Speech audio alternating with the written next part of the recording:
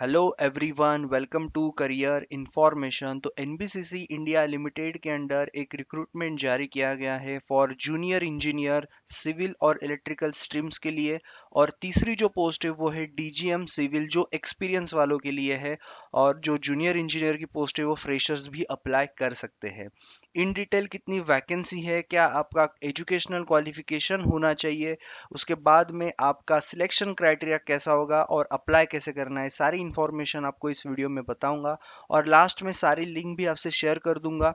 सबसे पहला लिंक जो होगा वो होगा आपका मेन जो इसका एडवर्टाइजमेंट है पीडीएफ उसका, और सेकंड लिंक आपको मैं दूंगा वो होगा अप्लाई ऑनलाइन एप्लीकेशन का। तो आपको कहीं पे भी यहाँ पे जाने की जरूरत नहीं पड़ेगी।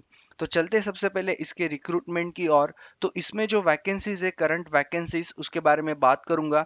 जो सिविल में सबसे ज्यादा है जूनियर इंजीनियर सिविल, जिसमें यहाँ पे उन्होंने पे स्केल भी दिया है S3 का। और टोटल 60 वैकेंसी है, जिसको 29 ओपन के लिए, SC के लिए 9 वैकेंसी, ST के लिए 6, OBC नॉन क्रिमिनल जो सर्टिफिकेट जिनके पास होते हैं वो है 8, EWS 8। और यहाँ पे आपका 3 years full time diploma in civil engineering from government institute और यूनिवर्सिटी, जो भी आपका होगा इक्विवेलेंट, 60% एग्रीगेट मार्क्स। ओके, ये चीज याद रखना। बाकी एक्सपीरियंस की जरूरत नहीं है, फ्रेशर्स भी अप्लाई कर सकते हैं। 28 will be your age, upper age limit. Okay, और रिलैक्सेशन के बारे में तो सबको पता ही है, जैसे कि SC ST का होता है आपका 5 साल, और ओबीसी का यहाँ पे आपको 3 साल मिलेगा। और पीडब्ल्यूडीज के लिए जैसे जैसे आपकी कैटेगरीज होंगी उसके हिसाब से आपको ऐड या फिर रिलैक्सेशन मिलेगा। उसके बाद में बात करेंगे इलेक्ट्रिकल की। यहाँ पे 20 वैकेंसीज है। आपका फुल टाइम डिप्लोमा जो है वो होना चाहिए इलेक्ट्रिकल इंजीनियरिंग। ध्यान रखना, पार्ट टाइम एजुकेशन अगर आपका हुआ है, डिप्लोमा हुआ है, तो आप एलिजिबल नहीं हो। 60% एग्रीगेट। 20 में से ओपन के लिए 9 वैकेंसी, SC के लिए 3, OBC के लिए 6, EWS के लिए यहाँ पे 2 वैकेंसीज है। आपका सेम एज लिमिट यहाँ पे है, आपको एक्सपीरियंस की जरूरत नहीं है। बात करेंगे जो तीसरी पोस्ट है जो बैकलॉग वैकेंसी के अंडर यहाँ पे बताई है, वो है आपकी DY जनरल मैनेजर, जो DGM की पोस्ट है सिविल के लिए। यहाँ पे ST कैटेगरी के लिए एक वैकेंसी है, 46 इसका जो है आपका अपर एज लिमिट है, होना चाहिए। उसके बाद में फुल टाइम आपका डिग्री सिविल में होना चाहिए विद 60%। और यहाँ पे एक्सपीरियंस बहुत जरूरी है, क्योंकि डीजीएम की पोस्ट है, तो E4 की पोस्ट है। टोटल 9 साल का एक्सपीरियंस आपका in the field of PMC EPC real estate infrastructure में होना चाहिए, और regularly basis for a minimum 2 years of experience in one step below E3। Okay, in the scale जो यहाँ पे दिया है, और या फिर लेवल 11 की स्केल के हिसाब से आपका होना चाहिए।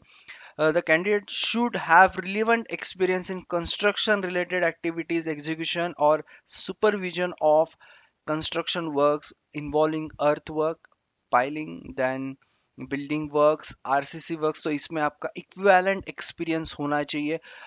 यूज ऑफ कंप्यूटर आपको आना चाहिए, और एक्सपीरियंस बहुत ज़रूरी है इस बैकलॉग वैकेंसी के लिए, DGM की पोस्ट के लिए। उसके बाद में बात करेंगे कुछ जनरल इंस्ट्रक्शंस की, जो है 15 तारीख से ऑलरेडी, मतलब आज ही से इसके फॉर्म फिलअप करना शुरू हो चुका है। इसका लिंक मैं आपको आगे बताऊंगा। और 14 अप्रैल तक आप अप्लाई कर सकते हो, फॉर्म फिलअप कर सकते हो। क्या क्या चीज़ें आपको ज़रूरी है, तो सबसे पहले आपको मैं वो लिंक विजिट करा देता हूँ। तो यहाँ से आपको रजिस्टर करवाना है। अगर आप ऑलरेडी लॉगिन हो तो आप सीधा लॉगिन भी कर सकते हो, लेकिन आप फर्स्ट टाइम लॉगिन करोगे तो आपको रजिस्ट्रेशन करवाना है यहाँ पे। और उसके बाद में आपको जो भी आपकी पोस्ट है उसको आपको अप्लाई करना है।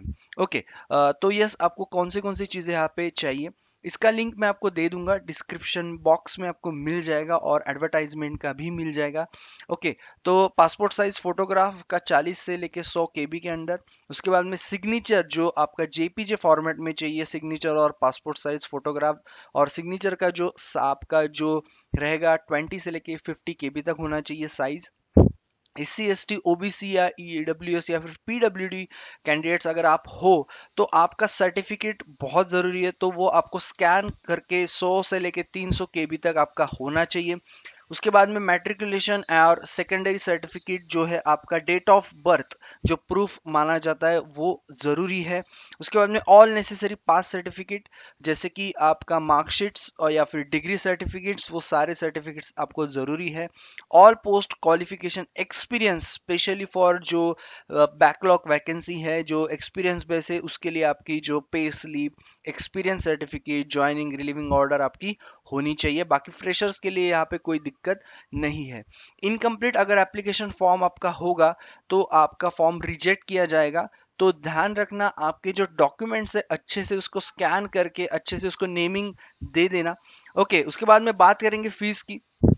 500 रुपीज आपको यहाँ पे नॉन रिफंडेबल अमाउंट आपको पे करनी है फॉर जूनियर इंजीनियर सिविल और इलेक्ट्रिकल पोस्ट के लिए। बाकी nil for backlog post mention as is number 3 मतलब डीजीएम की पोस्ट है वहां पे आपको कुछ भी पे नहीं करना है कैंडिडेट्स। ओके, उसके बाद में बात करेंगे, यस आपका रिफंड नहीं होगा।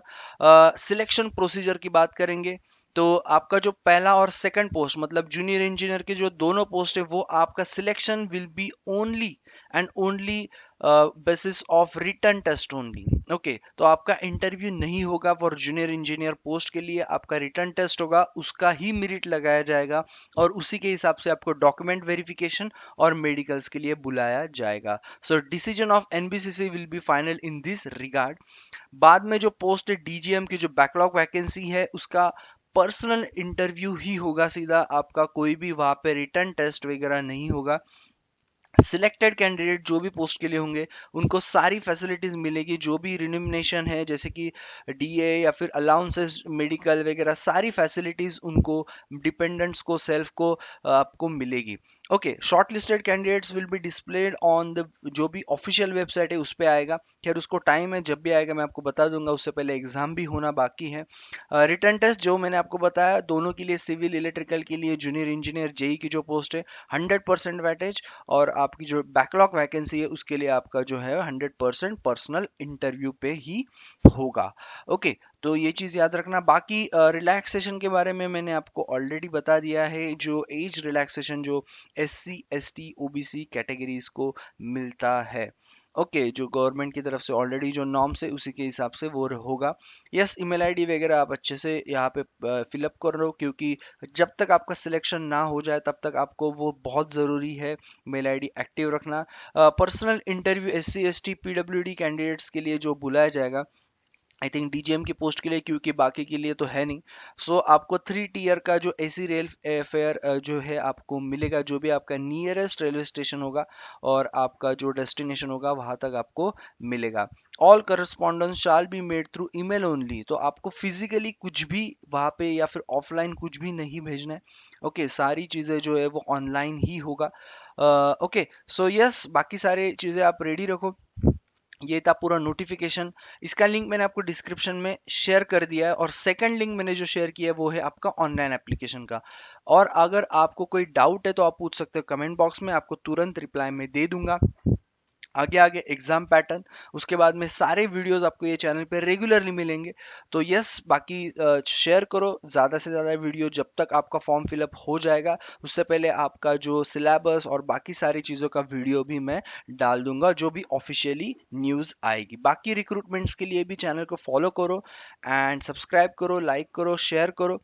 And thank you all the best. If you have any query तो आप पूछ सकते हो कमेंट बॉक्स में, आपको तुरंत रिप्लाई मिल जाएगा। So thank you all and all the best.